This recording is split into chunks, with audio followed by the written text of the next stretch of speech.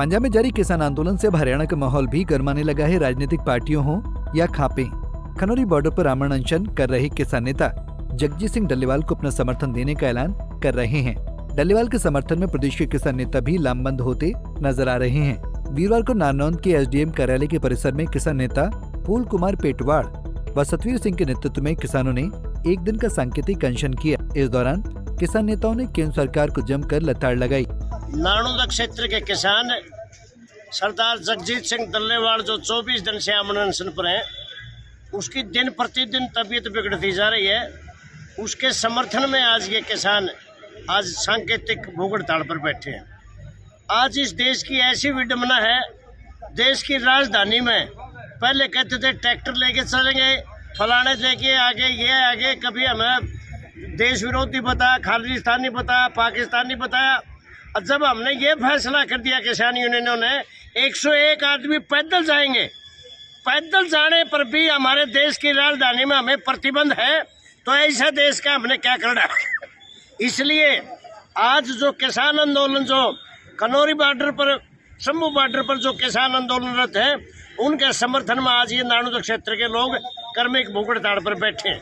ये पिछले किसान आंदोलन जो टू चला हुआ है 10 महीने से, इस सरकार ने हरियाणा पंजाब के बॉर्डर को सील करके देश के अंदर एक ऐसी स्थिति पैदा कर दी कि वो जो लोग हैं या वो किसान हैं कि उस देश के नागरिक नहीं। उस 10 महीने के आंदोलन के दौरान कितनी बार सरकार ने लोकतांत्रिक तरीके से चल रहे आंदोलन को दबाने के लिए असंवैधानिक तरीके से निहत्थे किसानों पर गोलियां बरसाने का काम किया। कितनी बार आंसू गैस के गोले छोड़े गए और कितनी बार किसानों को जख्मी किया गया।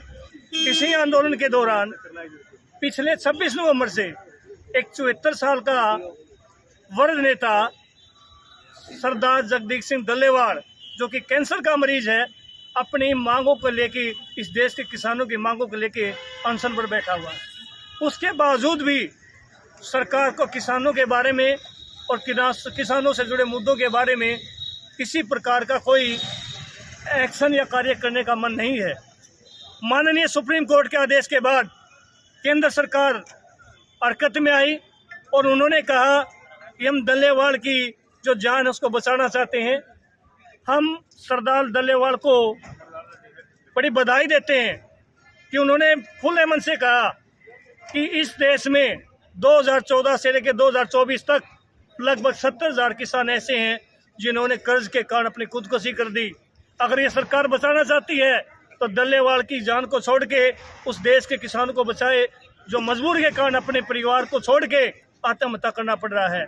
जिसमें एमएसपी गारंटी कानून जैसी हमारी जो मारा मांगे हैं उनको मोदी सरकार पूरा करे और मेरी जान से कीमती इस देश के किसानों की जान है, उसी के लिए ये जताने के लिए वहाँ जो किसान बैठे हैं वो केवल पंजाब के किसान नहीं हैं, बल्कि देश का हर जो लोग अन्न खाता है, जो खेती करता है, वो उन किसान आंदोलन कर रहे किसानों के साथ है।